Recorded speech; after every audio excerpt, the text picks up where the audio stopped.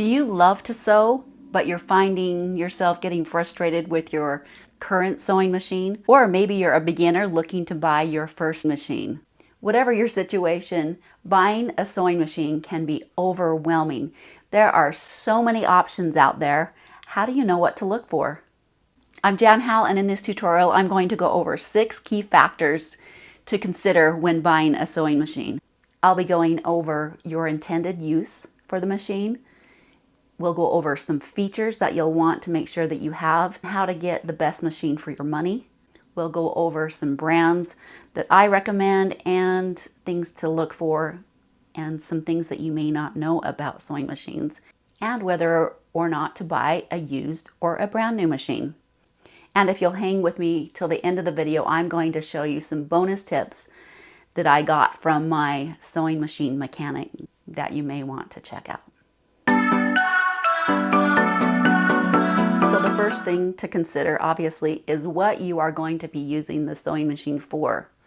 Are you a quilter? Are you someone who just wants a sewing machine for basic sewing projects, things around the house, maybe a few clothing items, or maybe you're even into embroidery? So knowing this firsthand will guide you to the correct machine because they all do so many things. If you're wanting to sew on thicker fabrics or leather or bulky projects, you're going to want something that has a good motor that's able to handle those kinds of tasks and have a heavier motor. Let's go over the features.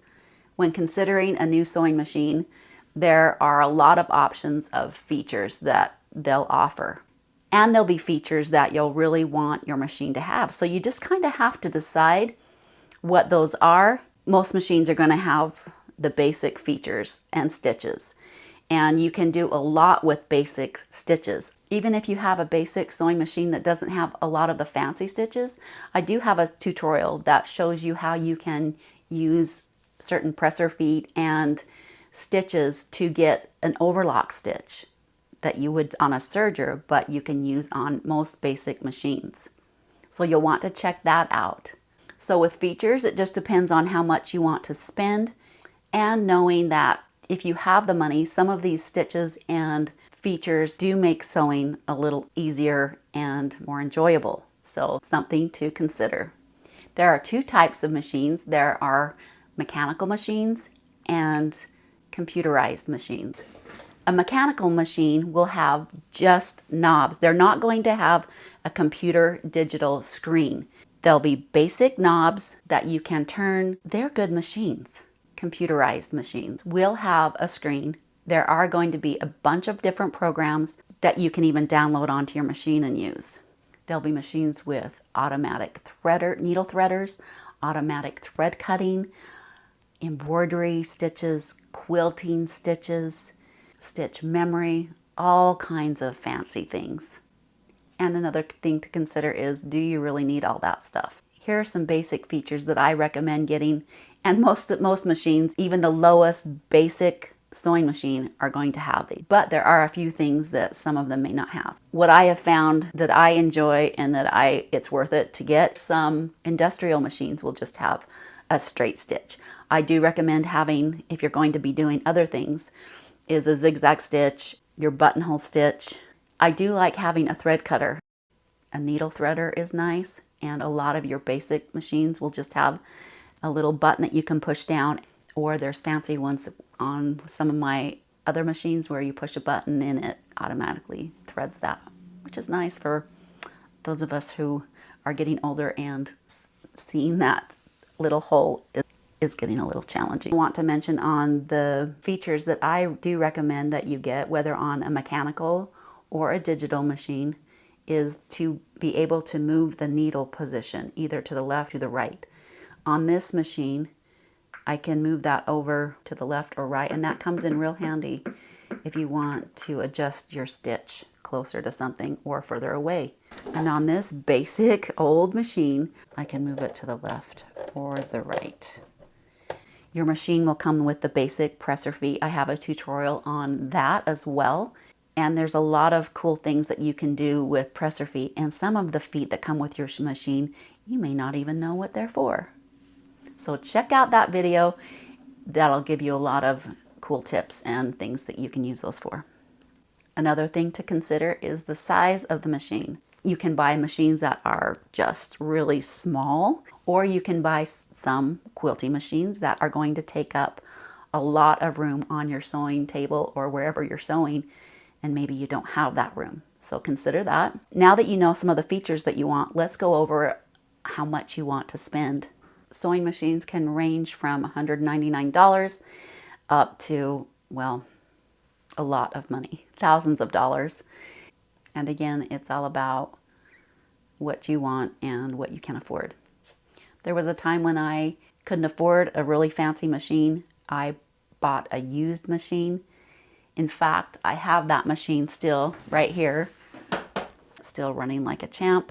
So if you can't afford an expensive, fancy machine, just hold on. And there are a lot of tutorials and a lot of different ways that you can use these basic machines for most sewing projects. So keep that in mind and start saving for a more advanced machine if that is what you want.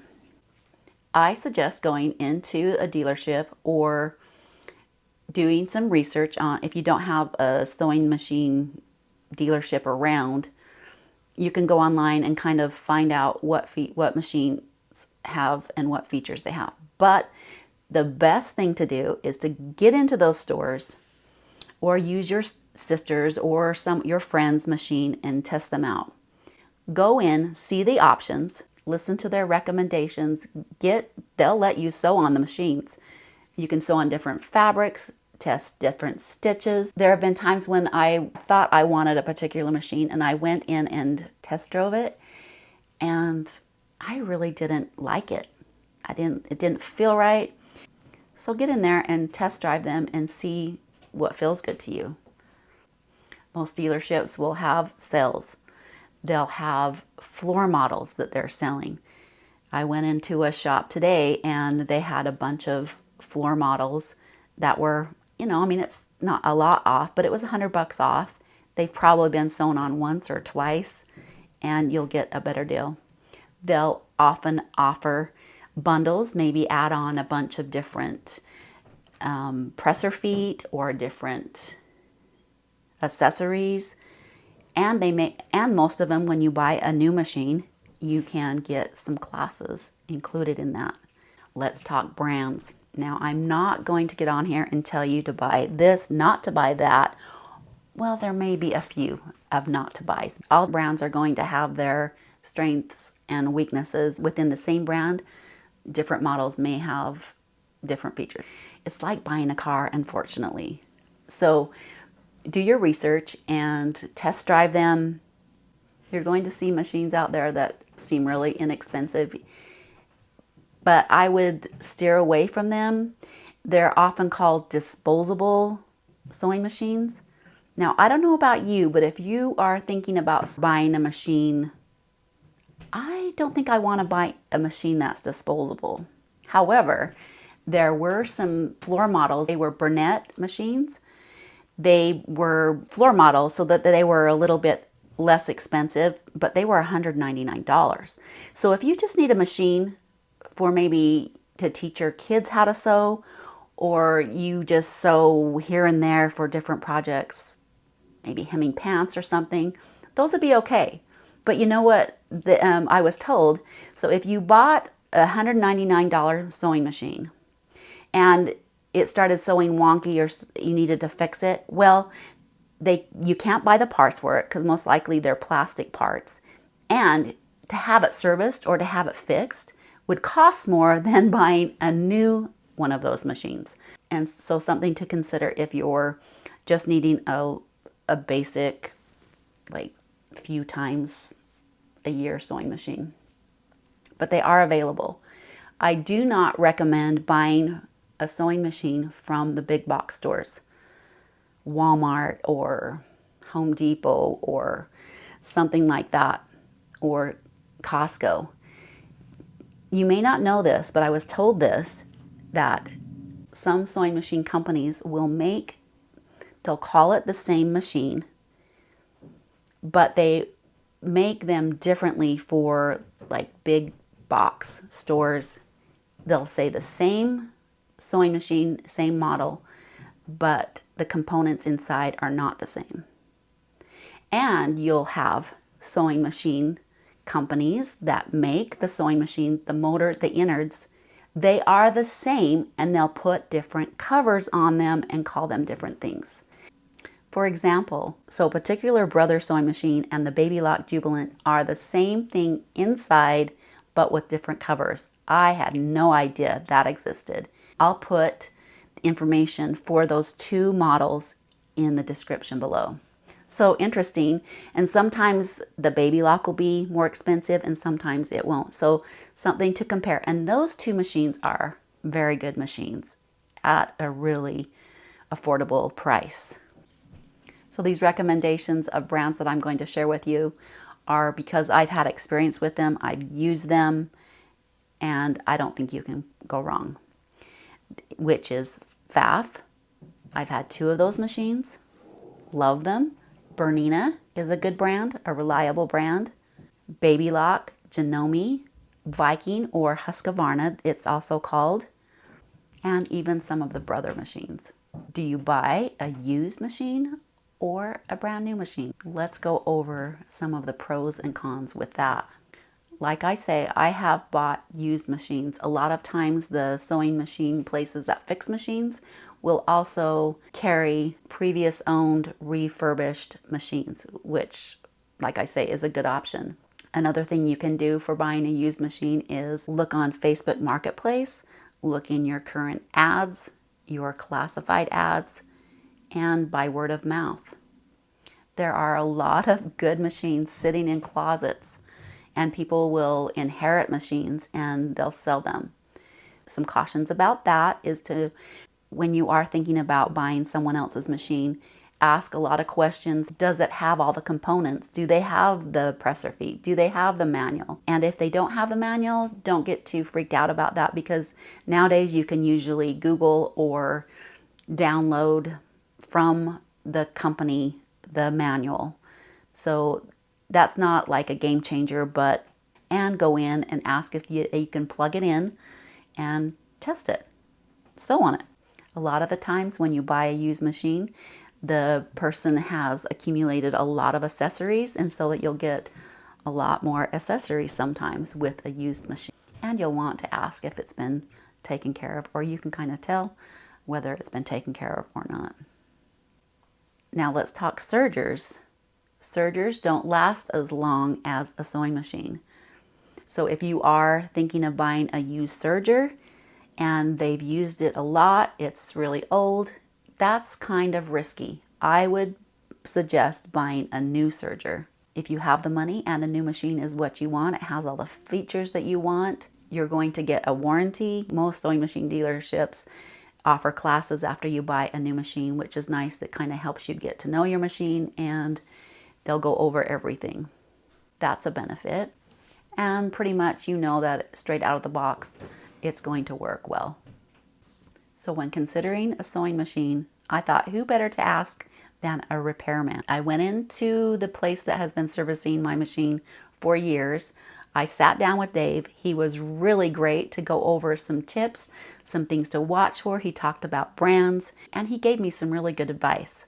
So some of the things that he mentioned: if you want to spend less than $600 on a new machine, he would recommend getting a mechanical machine.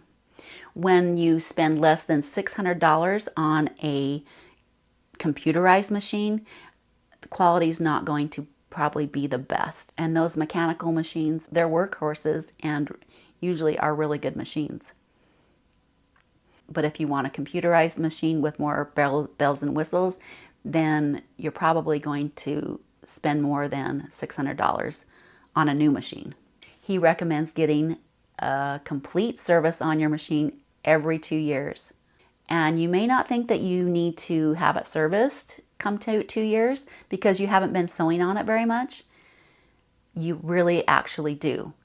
Having your machine, and he let me know that having your machine sit unused is probably the worst thing that you can do for a sewing machine. Just like an automobile, you don't want to park it in the garage for years and then all of a sudden start using it again. You're going to have problems. And he said that the more you sew it's not going to wear out your machine. It's actually going to be better for it. So get sewing. Keep your machine cleaned and oiled. And I said oiled. I was told when I bought my machine not to oil it. Well, there's only one place that you should oil the machine, and I'm going to do a separate tutorial on how to clean and keep your machine oiled. But the place that you'll want to oil the machine is just in your bobbin case, whether it's a top loading or a front loading, right on the hook. And you can Google that and you can find exactly where to do that, but just one drop. So don't go crazy and put a bunch of drops of oil in there, or think, oh, this has a hole in it, I probably need to put oil in there. Don't do that. Your manual will tell you where to oil it, and one drop is all you need. Keep it free of lint and dust. Keep it covered. If your sewing machine does not have a cover, take a towel and just put it over the top, because it will get dusty just like everything else in your house. How often do you oil your machine? He said every 8 to 10 hours of sewing. Generalized rule, whichever scenario you are in, get in the sewing machine shops, test them out, kind of get a feel of what you like and what you don't like. And if you want to change out your machine, you can always choose different, sell your machine. I've never had a problem selling, and there'll always be someone needing a machine. I love to sew. Having a nice machine, something that functions well, even if it's just your basic model, makes your sewing experience either enjoyable or frustrating. So I hope these tips and things to consider are helpful for you in this process. If you do have a question or concern, shoot me a note in the comments section below. I'll get back to you and try to help out as much as I can. Thanks so much for watching. If you haven't subscribed to my channel yet, make sure you do that. And click on the bell in your notifications so that you can be notified when I put new tutorials up. I do have easy to sew patterns and tutorials on my website, youmakeitsimple.com. Check those out there. Have a wonderful day, have fun sewing, and we'll see you in the next tutorial.